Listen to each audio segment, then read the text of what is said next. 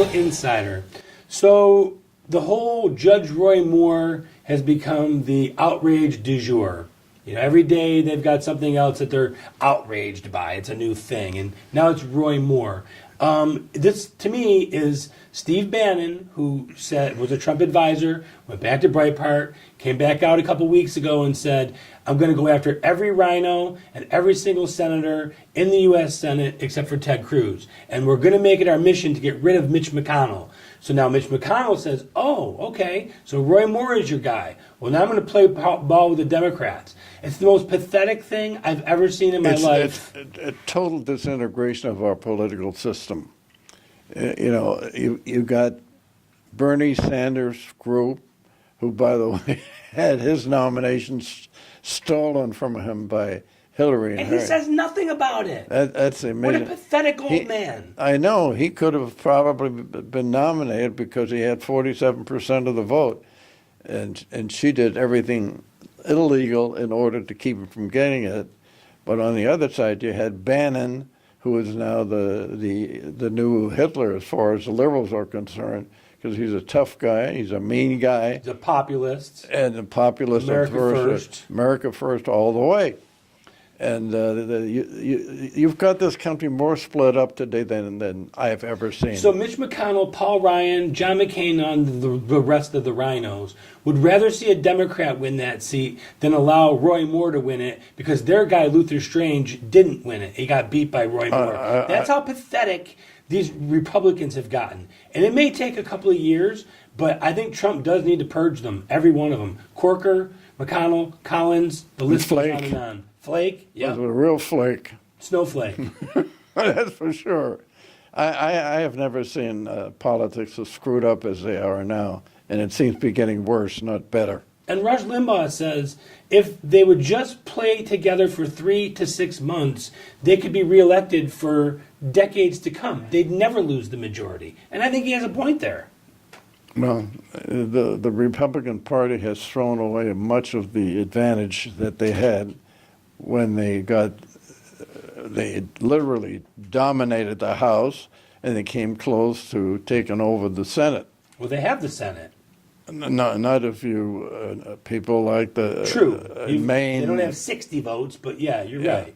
And they never circle around their own. If you notice, the Democrat Party, I don't care who you are, Ted Kennedy, Bill Clinton, Anthony Weiner, Menendez, they always rally around their own. They never stab you in the back. Well, I'll tell you the one thing, though, that Madame Brazil, who was the head of the Democratic Party, she is opening up doors that are going to make Mrs. Clinton very unhappy, because whatever the reason is, there is a lot of things going to be brought to the attention of not only the media, but everybody, because she obviously feels she was taken to the cleaners and she's going to make them pay for it. Don't you think that they've already been exposed? They just haven't been prosecuted. They haven't been indicted. They haven't been criminally pursued. They've already been exposed. But when one of their own leaders, one who was highly regarded as maybe the top leader, is out there making statements against their candidates, they have the same trouble, maybe more trouble than the Republicans are having. That was shocking to me. Yeah. But I'm finding it hard to believe that Mitch McConnell and McCain and Ryan are willing to lose the Senate, lose the House to oppose Trump. That's how much they hate this guy. The three that you mentioned don't really care. No, their hatred for Trump runs deeper than their care of anything else. I totally agree with you. That's exactly right. They want to get rid of Trump at all costs. And there's a report out by Reuters, no, not Reuters.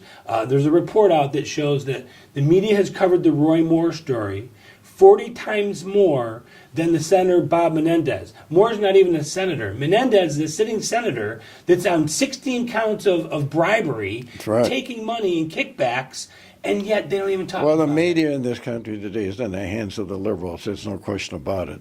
Look at the Wall Street Journal. I mean, the Wall Street Journal used to be a very right-wing type of publication. It's now trying to be even-handed Washington Post is a very powerful newspaper. It's the most liberal paper in the country, next to the New York Times. Of course, that's where Bezos bought that from the family, and now he himself. By the way, do you know that Bezos today is probably the richest man in the United States? What do you think the odds are that Amazon may get looked at for antitrust or for a monopoly? Zero. They're too powerful today. Trump mentioned it on the campaign trail a couple times. No, you're not going to get it because what's happening is, the local stores are the ones that are going to be in trouble. I mean, I've written a column I haven't published it yet, but I've written it. In the Bechlow's perspective? Yeah, in the Bechlow's perspective, which I write every single day, and I'm happy to say I have about 150,000 readers.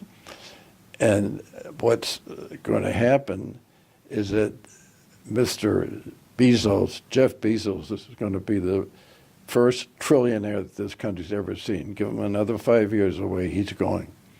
Trillionaire. And Amazon does everything now. That's right. They do everything. And they ship things overnight. They do a great job. They do a great job. I mean, and he just uses the Washington Post as his own little political bulldog, I guess I would say. that's true.